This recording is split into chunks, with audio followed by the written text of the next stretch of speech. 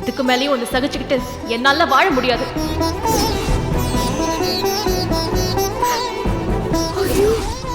நான் என் அப்பா அம்மா கூட நிம்மதியா இருந்துட்டு போறேன்.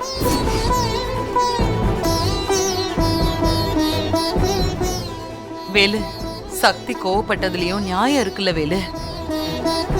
நீ அவ பேச்ச கேட்டிருக்கணும். அப்படி நீ கேட்டிருந்தா இன்னைக்கு சக்தியோட அப்பாக்கு இப்படி ஒரு பிரச்சனை வந்திருக்காதுல்ல. ஆமா தம்பி, இனிமே இந்த அடிதடி சண்டை சச்சரவு எதுவுமே வேணாம் தம்பி.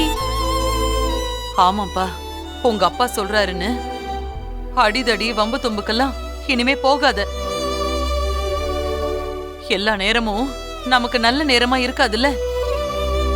சக்தியோட அப்பா காண மாதிரி உனக்கு ஏதாவது ஆயிருந்தா நான் என்னப்பா பண்றது?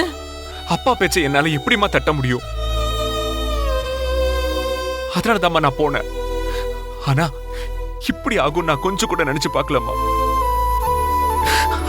சரிப்பா, சக்தி உன்கிட்ட கோபமா பேசுனது நினைச்சு வருத்தப்படாத. சக்தி கிட்ட நான் போன்ல பேசுறேன். சரிம்மா.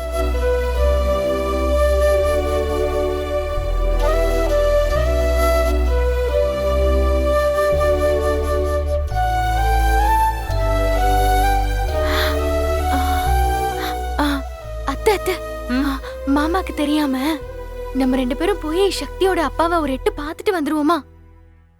தாராளமா போய் பார்த்துட்டு வாங்களே.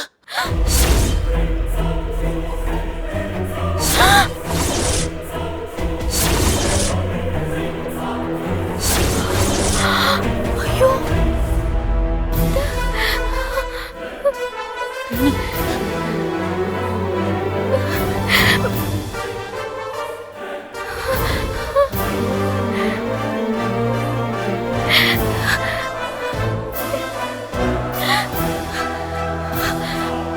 என்ன சாக்கு அடிச்சிருச்சா?